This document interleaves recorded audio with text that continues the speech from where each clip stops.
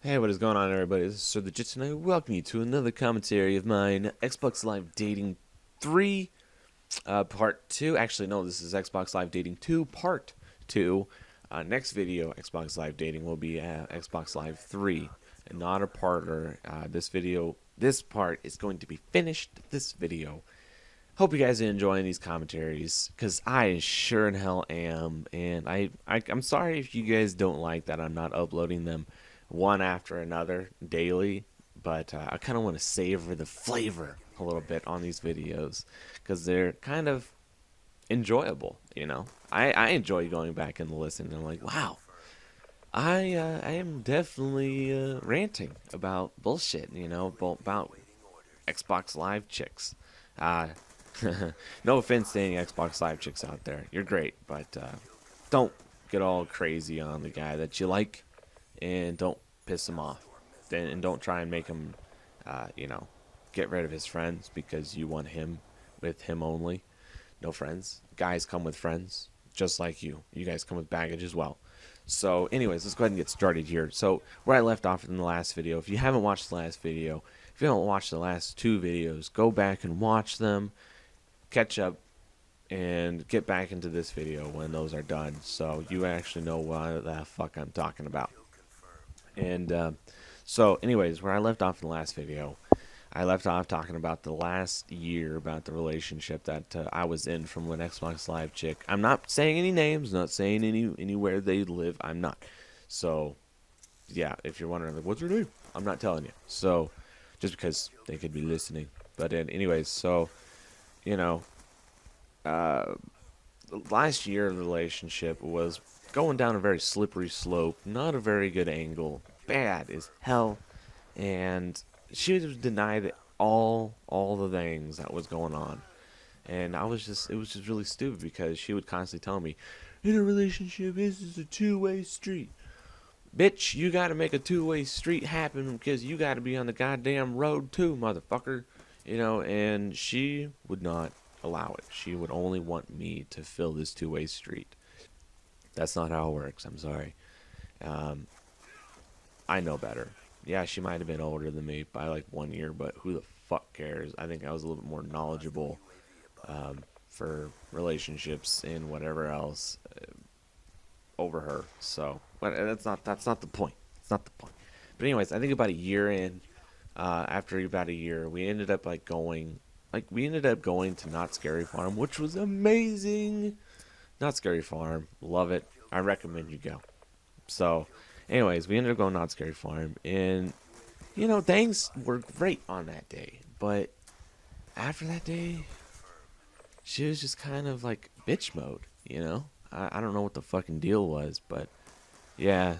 So, but a lot of little things happen. Just gonna say a lot of little things happening. I ended up like breaking some plate at her aunt's house at her aunt's house on accident. Like I guess the my shoulder, like my sweater had caught this plate on a wall, and it had hit the plate, and I've like I tried to like bullshit my way out of it and say no, the dog did it, but the dog didn't do it. And they didn't believe me, of course, but she was fucking bawling. She was crying over this goddamn plate because I broke it, and I guess I embarrassed her in front of her aunt. Whoop de doo. It was a plate, and this plate was probably like $5. Okay, and it wasn't expensive, and I don't think it had any I guess sentimental value to it at all. But she was like bawling, and then that same night we actually went back to her house, and she gave me so much shit, and I fell asleep on the couch. And she was packing up my shit. She was packing up my clothes, and she was like, "You're going home tonight." I was like, no, I'm not going anywhere. It's like 10 o'clock. I ain't fucking going anywhere." And things resolved. I ended up just staying. I ended up falling asleep. She locked herself in the room. There's been plenty of incidences like so quick like that, and there was like been spider incidents. Where I didn't get the spider, I didn't get to kill it. She would fucking wig out because I guess she was arachnophobic. She locked herself in the room. She went and talked to me for the rest of the night because I couldn't kill the spider. It's kind of sad in my opinion, but whatever. I don't give a fuck. People have their fears. I have a fear of heights. I don't like roller coasters, but I still do go on them when I can. But that's not the point here. So pretty much, she would just give me shit about the little things in life, and I was like, can you just look on the bright side of life and enjoy that we have something together, and don't give me shit? She'd give me shit about everything, like not being able to get work, not be able to find a job. I've graduated high school, I had that shit done and out of the way, and she'd still give me shit about not being able to find work. I'm sorry, I live in an area that's desolate. I think I remember reading something in the newspaper. There's like 100 people per job where I live, so I'm sure one of those 100 people are way more qualified than me. So it's a little rough. That's not the point. So I don't know why I keep saying it. But yeah, so she would get mad about everything. Just that's the point. I'm gonna fast forward to about a year and a half into the relationship. Things started getting really bad. Like shit. Anything and everything was just god awful. If I didn't do something for her, like if she did something big for me, sorry, if she did something big for me, she'd want it in return, even bigger. She never really took me to like I don't know, she never really took me to like a fancy restaurant. Not like fancy, but then she wanted me to take her to Olive Garden. For someone that doesn't have a job and doesn't have a steady income, going to Olive Garden is not a fucking smart idea. The food wasn't even that good, so really fucking stupid. And we went, and she didn't really even appreciate it.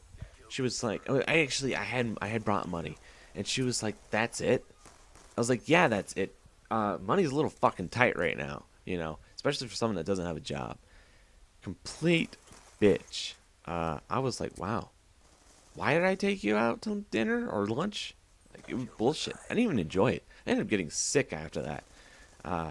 It was really bad, but there's no appreciation whatsoever if I did something like that. And I never really did it that often, but she understood. I didn't have a job.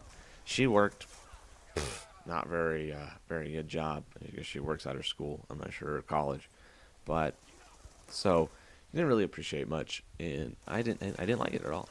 But that's pretty much like the last thing that was bad, and that actually happened pretty much right before the breakup. Uh, I think that was like a year and 9 months in. I'm not sure. That happened like right before the breakup. So I ended up taking her out to dinner, or taking her out to lunch. Nice, expensive meal. Um, I ended up getting sick over it, and then we break up afterwards. And the way she broke up with me is so total bullshit. So just total bullshit. I'm gonna say that she broke up with me over the phone. I mean, yeah, we live 2 hours, but 2 hours away, but over the phone. I think we need to not see each other anymore or bullshit like that. I was pissed, but I was also sad. I was like, I thought we were, doing all right now. I mean, but we weren't apparently, and yeah, I was definitely heartbroken over it. But, I got over it. Got over it for like, after a couple months.